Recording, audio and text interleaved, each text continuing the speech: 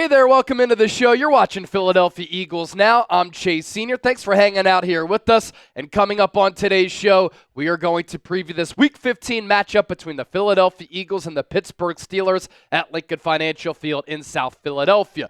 Before we do that, this is a great battle on the field.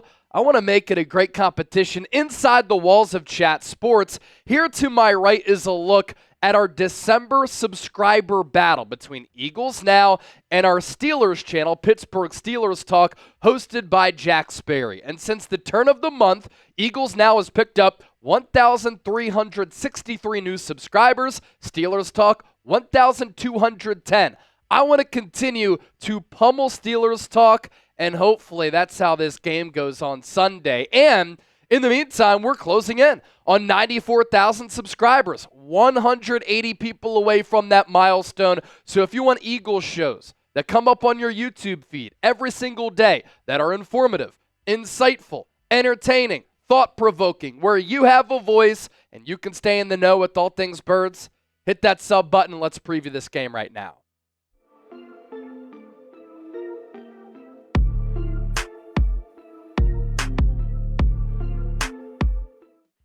All right, let's get it started. One of the best NFL matchups of the week. The Philadelphia Eagles at 11-2, playing host to the Pittsburgh Steelers at 10-3. Both teams in the playoff hunt in the NFC, AFC. Both teams atop their respective divisions in the NFC East and the AFC North. The stage is set. Kickoff slated for 4:25 p.m. Eastern, 1:25 p.m. Pacific on Sunday, December 15th.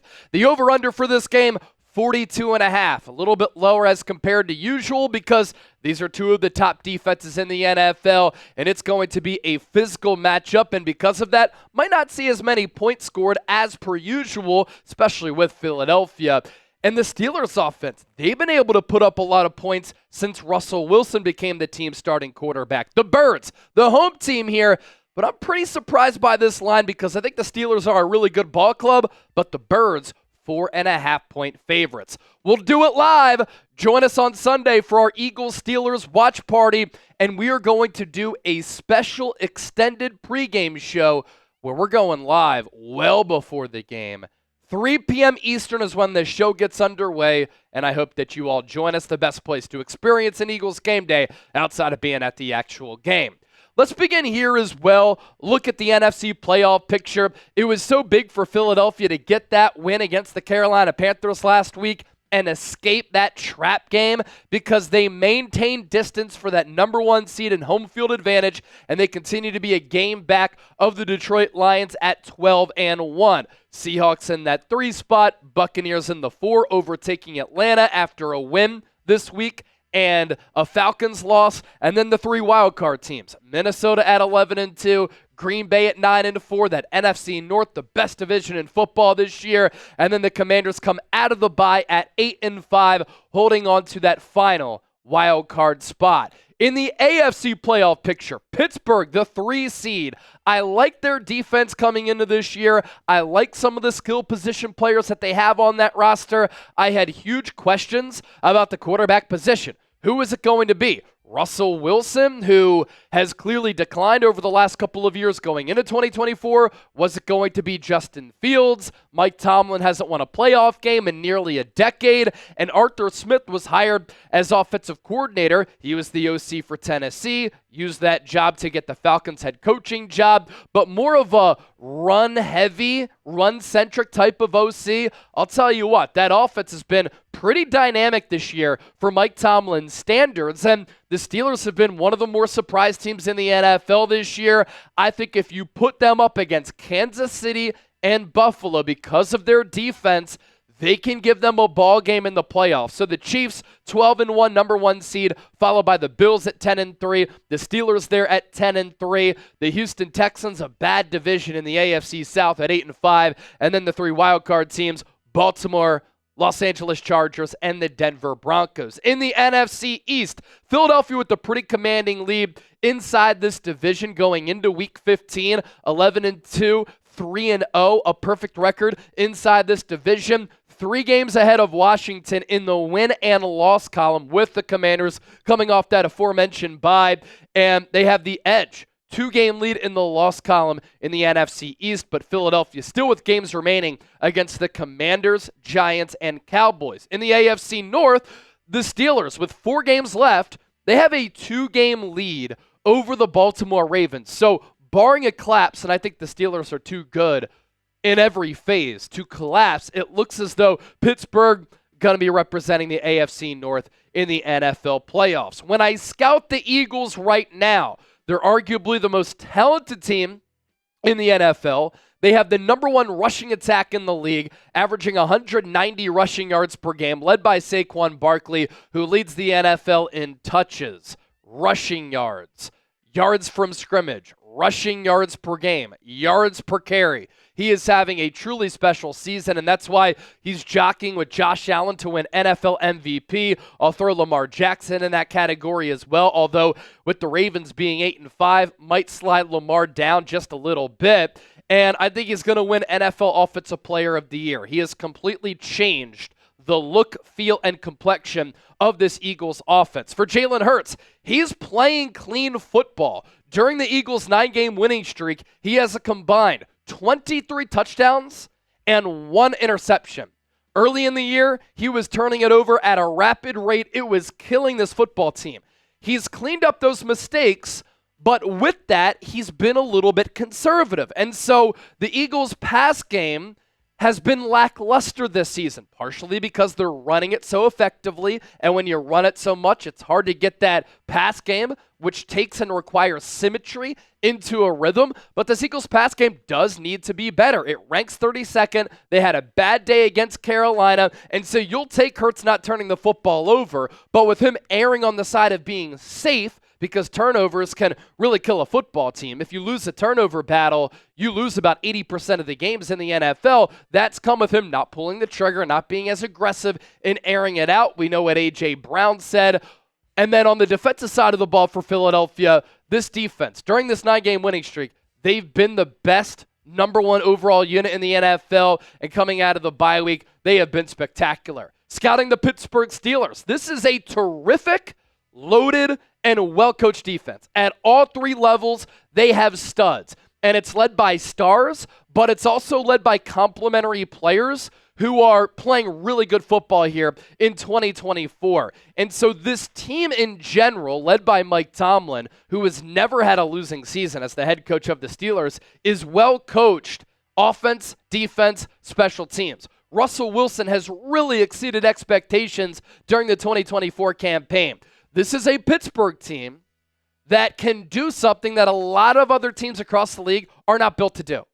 They can match the Eagles' physicality, and they too can play bully ball. That's why I expect this to be a heavyweight bout. And then Pittsburgh, I think they're a threat in the AFC. I think that is a team that people are sleeping on because they have that good defense. If they can be opportunistic on the offensive side of the ball, they could upset a Kansas City. They could upset a Buffalo, in my opinion.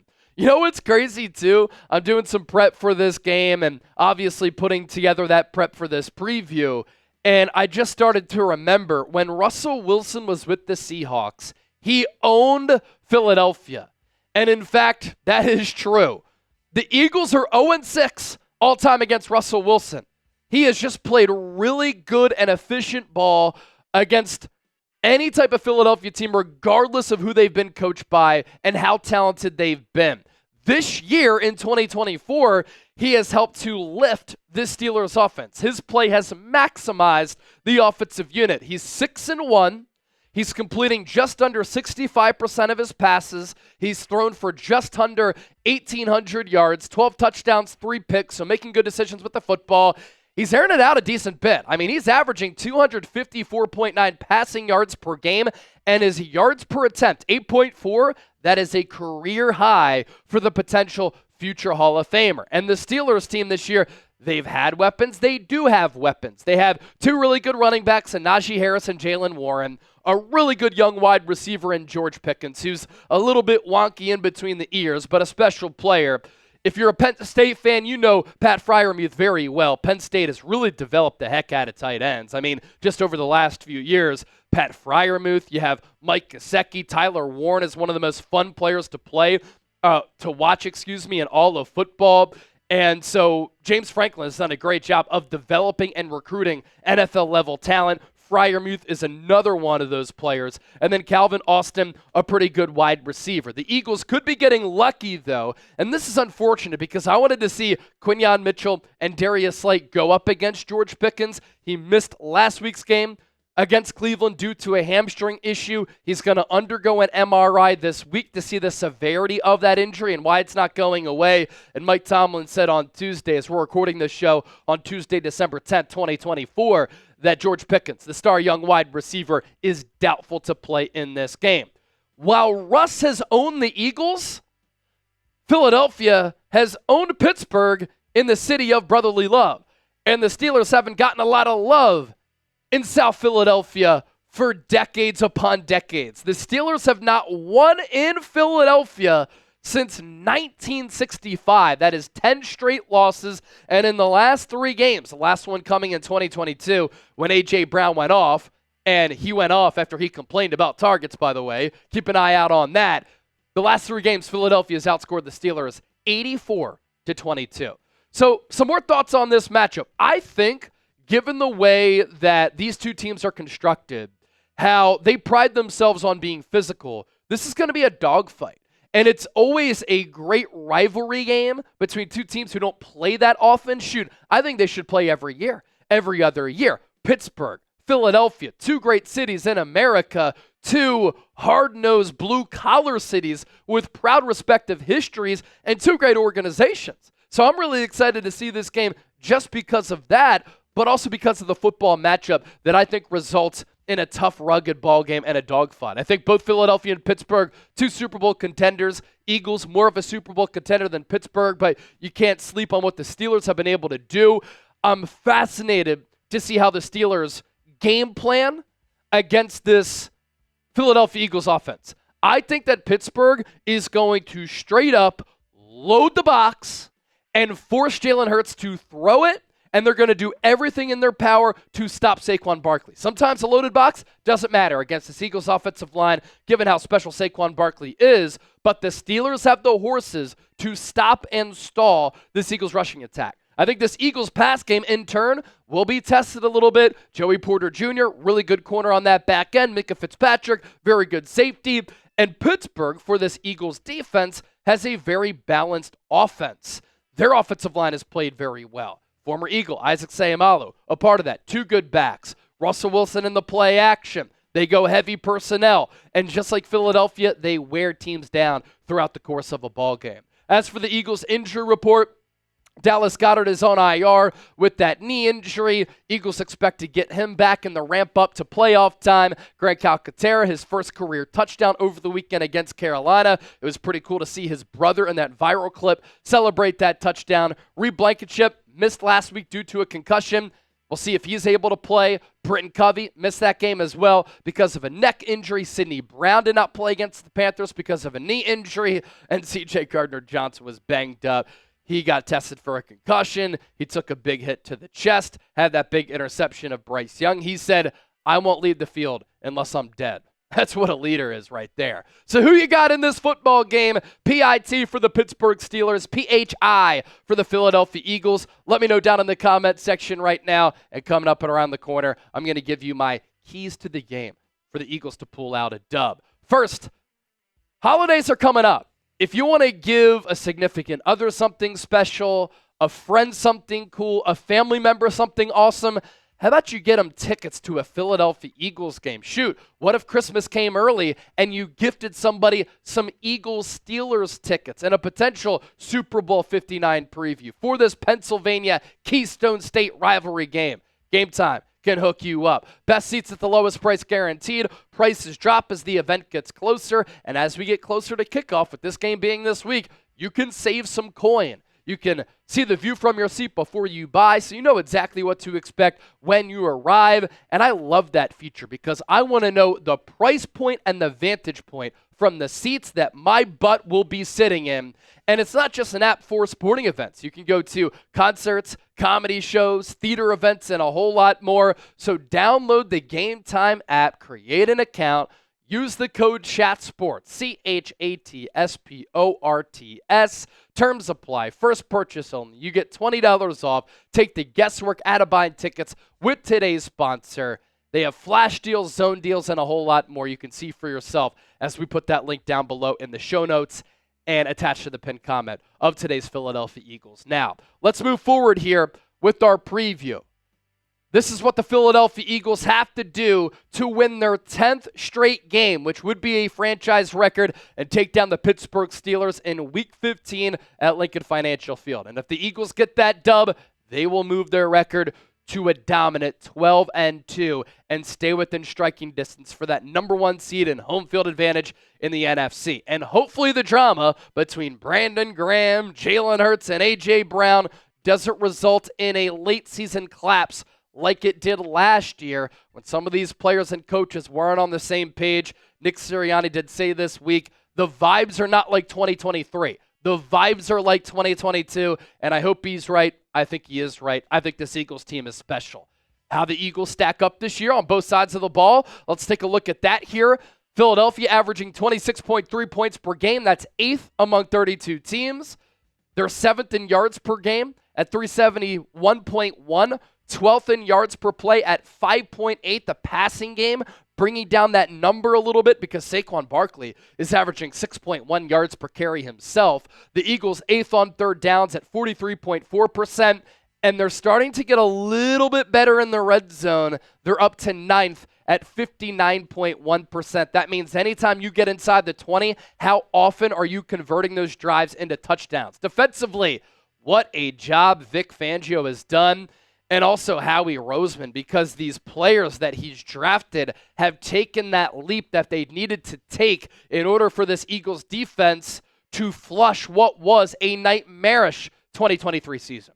The Birds, 2nd in points per game allowed at 18, 1st in yards per game at 284.2, number 1 in yards per play, 3rd on third downs, and 6th inside the red area. The Steelers team, they have exceeded a lot of expectations, especially on the offensive side of the football. Not a lot of people thought that Pittsburgh was going to be a top 10 scoring offense. They are 24.8 points per ball game. They are 17th in yards, 22nd in yards per play, but they are 12th on third downs. They do struggle in the red zone, so that could end up being a big element of this game. Which team can capitalize in the red area with these two really good defenses with touchdowns instead of field goals, because the difference between 3 and 7 could be the difference in this ball game. Defensively, led by the star that is T.J. Watt. In my opinion, the best edge rusher in football right now because he's so good against the pass and against the run. The Steelers are only surrendering 18.3 points per game. Not far behind Philadelphia,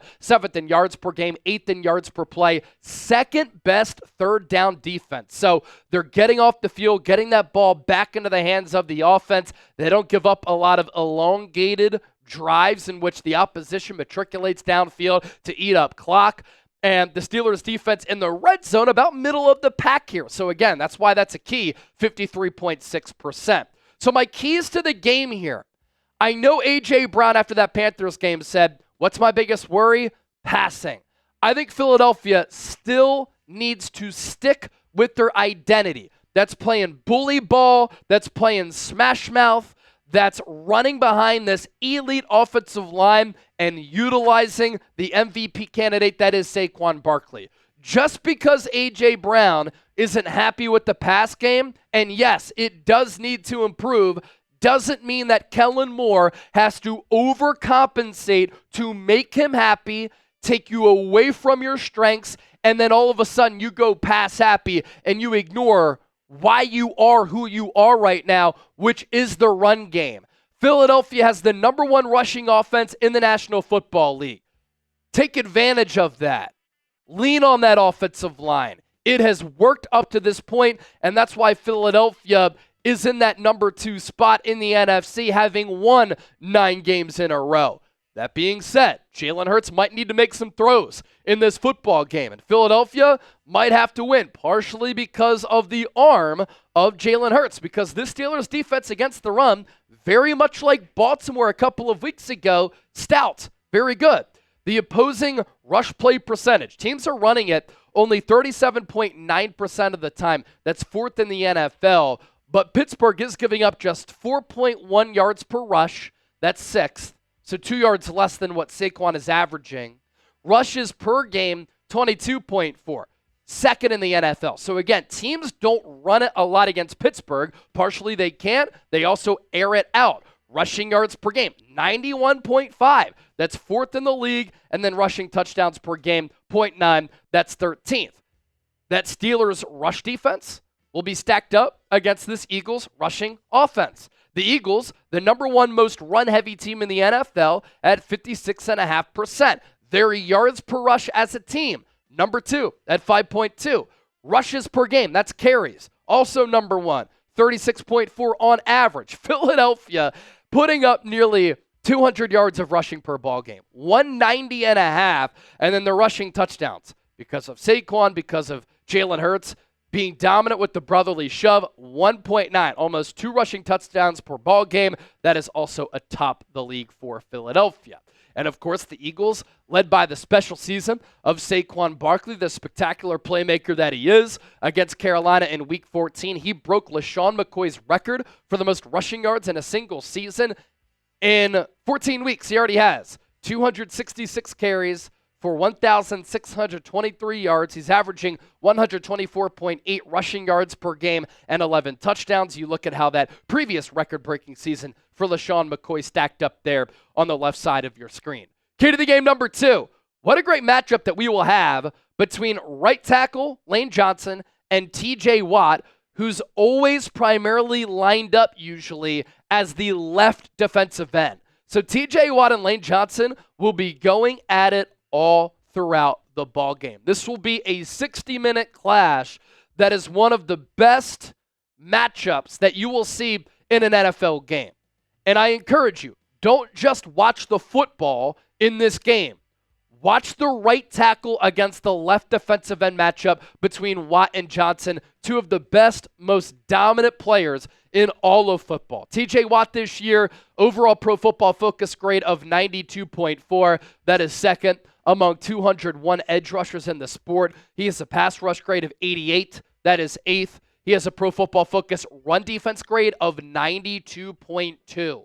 That is number one among all edge rushers. So Philadelphia likes to run Saquon up the middle. They'll probably continue to go with that attack to stay away from TJ Watt, but also Lane Johnson, a very good run blocker. So look out for those runs to that right edge and look to see how Saquon Barkley can match up against TJ Watt. Watt is also number one in the league in quarterback hits, and he has 39 pressures this year, and his sack numbers are also very good, top 10 in that category. Lane Johnson in 2024 has an overall Pro Football Focus grade of 86.1, fifth among 133 offensive tackles. His pass block grade is sixth at 87.8, phenomenal. Run blocking grade, ninth at 81.6. He hasn't given up a sack this year. That's tied for first, and he's only given up one hit of Jalen Hurts. Key to the game number 3. We know that Russell Wilson is a shorter quarterback. Sometimes he likes to create out of structure, throw the ball downfield. He has that patented Russell Wilson moon ball. He excels with the long ball. Sometimes he has to do that, and he throws a lot of passes to the boundary because, like Jalen Hurts, he's a little bit shorter in height. And so he can't see sometimes the middle area of the field because those towering offensive linemen are in front of him, and there's a lot of bodies inside that tackle box. So Russell Wilson will target the sideline, and he excels still with the touch on that long ball. That's why he's averaging a career-best 8.4 yards per attempt, because a lot of his completions have come downfield. Now, it looks as though George Pickens will not play in this game as of this recording, and so if Russell Wilson does not have George Pickens, that does hurt the long ball threat for the Steelers offense. But regardless, Russell Wilson has had a very good year. Last couple of years in Denver after that Seahawks trade, he looked cooked. And the saying used to be, let Russ cook. He looked cooked. This year, though, he's kind of revitalized his career to a certain degree, and I think Pittsburgh is going to sign him to a contract extension worth about $30 million per year this offseason. How can you not when he's playing like this? And his playing style bodes perfectly for how this Steelers team is built, very much like how those Legion of Boom defenses were built in Seattle, which helped Russell Wilson out. And since he took over as the team starter, he had that calf injury early in the year, and so Justin Fields was the starter. The Steelers are 5th in points per game with Russ as the quarterback, 7th in yards per game, 13th in yards per play, 12th on third downs. They are 31st in the red zone. So this Eagles defense has played very well in the red zone, keeping teams out of the paint, and they've only had 11 giveaways. 7th best mark in the NFL. Key to the game number 4. This sounds cliche, but given that this is a physical matchup between two bully ball types of teams, turnovers will be huge. And I think this game is going to be decided by a couple of plays, and it'll be decided on the margins. And the Steelers team, they do a good job of forcing turnovers. That flips momentum. It gives their offense opportunities to put points on the board. The Steelers are tied for first with the Buffalo Bills in turnover plus minus at plus 17. The Steelers have 13 interceptions as a ball club, so they can eat on that back end. Some anticipatory players in that secondary, and they forced 11 fumbles too. So the peanut punch will be seen from this Steelers group. That's a total of 24 total interceptions and fumbles, turnovers here that Pittsburgh's been able to generate this year. Really, really good defense, and a defense that is able to capitalize on some of those mistakes, and an offense that in turn can capitalize as well. And then key to the game number 5. The Steelers special teams are elite. Braden Mann, a clutch punt last week against the Panthers late in that game to pin Carolina at their own 1. The week before that, against Baltimore, he won NFC Special Teams Player of the Week. With a couple of coffin corner punts and punts inside the 20, he was awesome. So he's going to have another good game, but the Eagles are going to have to block it up well, both for field goals, especially because Jake Elliott is mentally fickle right now. They're going to have to block up punts, but they're going to have to cover well downfield too with their coverage units against Pittsburgh, because the Steelers, excellent special teams team led by an excellent special teams coach in Danny Smith, who is a legend. You'll see him on the sideline during the broadcast. Sometimes he has like 5 pieces of gum in his mouth, just chomping away on that chew. And he's been a special teams coordinator since 2001. And since 2013 with Pittsburgh, the Steelers this year have blocked a lot of punts. They've had a lot of punt returns. They've had a lot of kick returns that have flipped ball games, and if the Eagles make a mistake here or a mistake there, it could cost them the game. Again, this is a game that could be decided on the margins, and so Philadelphia's going to have to be buttoned up in this game. Pittsburgh is usually a buttoned up team. It's one of the staples for Mike Tomlin, and that third phase of the game will be critical. So with that, I want you to predict the score.